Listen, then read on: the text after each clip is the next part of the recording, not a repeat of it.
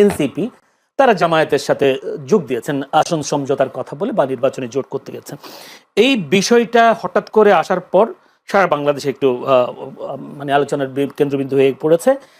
NCP জামায়াতে কেন যোগ দিল? আমার প্রশ্ন একটা, এই জামায়াতে যোগ দিলে ওদের লাভও কি বা ক্ষতি কি হতে পারে? আচ্ছা, এই প্রশ্নটা একটু পরে আসি। তার আগে সাইফুল ভাই যে কথা বলছেন সেটা লেভেল প্লেইং ফিল্ড নিয়ে কথা হয়েছে। পলিটিক্যাল মাঠটা এখন কেমন? 4টা প্রবলেম মাঠে হচ্ছে।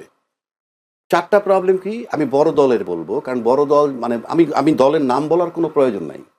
সম্ভাব্য কারা ক্ষমতায় যাবে নির্বাচন হলে এরা একটা গুঞ্জন আছে, কিন্তু রাজনৈতিক মাঠটা যেভাবে আছে তাতে কিন্তু একদম সুষ্ঠু নির্বাচন না, 60% সুষ্ঠু হইলেও কিন্তু বলা যাবে না কে নির্বাচনে জয়ী হবে। এটা গেল একটা দিক।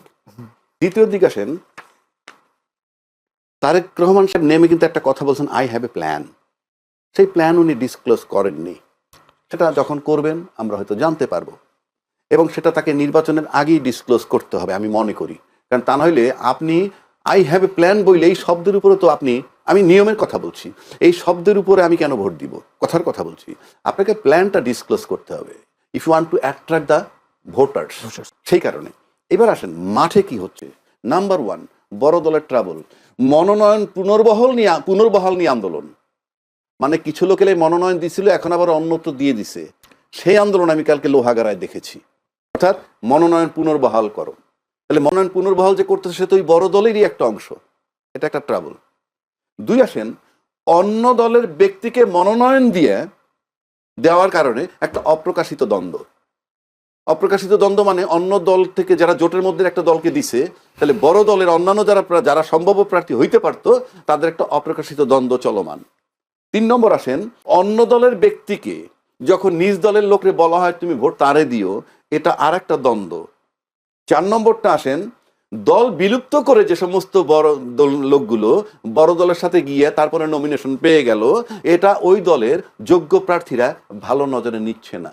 অর্থাৎ আপনি যদি এখন দেখেন পলিটিক্যাল লেভেল প্লেইং ফিল্ড আমরা একটা টার্মে বলি, আসলে 2টা টার্ম, একটা হলো অ্যাডমিনিস্ট্রেটিভ, একটা পলিটিক্যাল। তাহলে এই যে পলিটিক্যাল লেভেল প্লেইং ফিল্ড কিন্তু এই দলের নিশ্চিত করতে হবে এখানে অ্যাডমিনিস্ট্রেশন কাজ করবে না রাষ্ট্রের। আর অ্যাডমিনিস্ট্রেটিভ জায়গার সমস্যা কোথায় আপনি দেখেন, প্রফেসর ইউনূস সাহেব বলছেন সমস্ত প্রস্তুতি সম্পন্ন, কোন ফর্মে? Level playing field. আপনি যদি হাদির গুলিটা চিন্তা করেন, মারা গেছে, সে কিন্তু প্রার্থী ছিল। চিটাগাং বিএনপির প্রার্থী গুলিবুদ্ধ, সেও তো ছিল। 2 নম্বর, আপনি অস্ত্র যেগুলা রিকভার করতে পারেননি, এবং পুলিশের হারিয়ে যাওয়া অস্ত্র উদ্ধার করতে পারেন নাই। পুলিশের অস্ত্র উদ্ধার করার দায়িত্ব কিন্তু পুলিশের, পারেননি। আমি এক্ষেত্রে বলবো করেন নাই। কেন করেন নাই? ওনাকে কি প্রফেসর ইউনূস সাহেব নিশ্চিত করছে যে তোমরা উদ্ধার কইরো না? তাহলে আপনি বাজারে অস্ত্র আছে, আবার আপনি গানম্যান দিচ্ছেন। গানম্যান দেওয়ার মানে হচ্ছেই প্রশাসনিকভাবে আপনি ভালো অবস্থায় নাই, তাহলে আপনি গানম্যান দিবেন কেন? তারপরে যদি আপনি আসেন, এই হাদি হত্যার ব্যারের দাবিতে ইনকলাব মঞ্চের কিন্তু প্রতিদিন কলেবর বৃদ্ধি হচ্ছে, এটা আপনাকে মাথায় রাখতে হবে। এরা কিন্তু নির্বাচন পর্যন্ত থাকবে মাঠে। পাশাপাশি সৈয়দা রেজওয়ানা উনি বলছেন এই সরকারের মেয়াদেই হাদি হত্যার বিচার হবে। আপনার মনে আছে এটা? আপনি ফেব্রুয়ারি 12 তারিখে চলে যাবেন, আপনি এই মেয়াদে কিভাবে বিচার করবেন? এটা কিন্তু কি ইন্ডিকেট বহন করে? তাহলে কি নির্বাচন পিছাবে না কি? প্রশ্ন আসে ন্যাচারালি। আপনি ফেব্রুয়ারির মধ্যে নির্বাচন করবেন কেমনে? আপনাদের আরেক উপদেষ্টা আসিফ নজরুল সাহেব বলছেন এই পুলিশ রিপোর্ট আসার পর পরবর্তী 90 দিনের মধ্যে বিচার করবেন। Very confusing.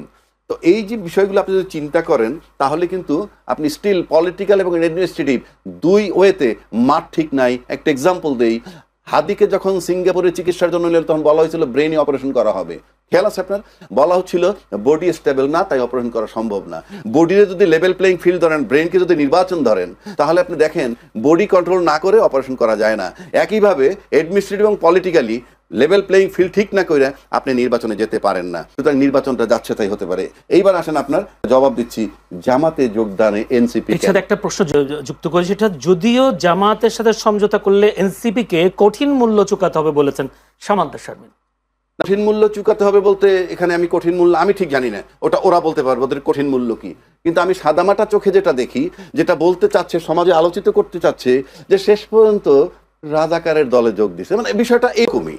আপনি যদি সিম্পল আসেন, বাংলাদেশে যে দুই দ্বিদলীয় শাসন আমরা দেখে আসতেছি দীর্ঘ 53-54 বছর, আর যদি 90-এর পরের থেকে ধরি তাইলে আপনি মনে করেন 35 বছর, এই 35 বছর কিন্তু দ্বিদলীয় শাসন, হয় আমি ক্ষমতায় নয় উনি ক্ষমতায়, এই কায়দায় চলে আসতেছে।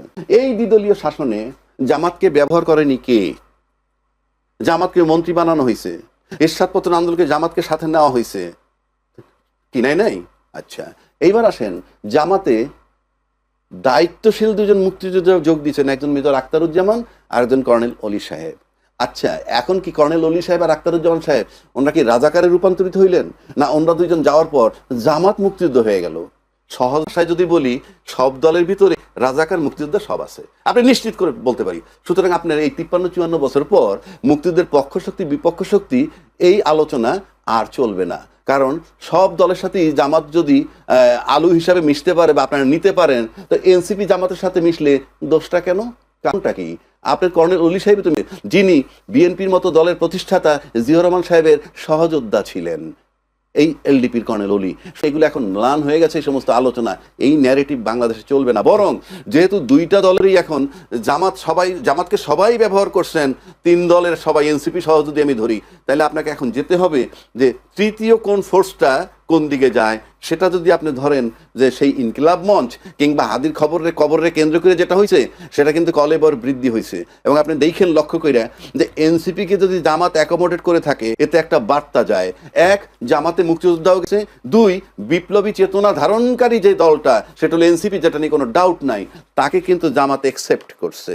তো এই একসেপ্ট করলে জামাত, এনসিপি এবং তার সাথে যদি আপনি মুক্তিযোদ্ধা মঞ্চ নিয়ে আসেন, আর সরি ইনকিলাব মঞ্চ নিয়ে আসেন, তাহলে এটা কিন্তু একটা বার্তা যায়। সবশেষে যেটা আমি বলবো, আপনি এত কিছুর পরেও নির্বাচন যদি পরিশুদ্ধ হয়, আমি 60% শুদ্ধ বলছি, তাও যদি হয়, নির্বাচনের মাঠে কঠিন লড়াই হবে, কারো বিজয় নিশ্চিত, এটা ভাবতে পারবেন না। তারপরে আচ্ছা ঠিক আছে, এখানেই থাকি।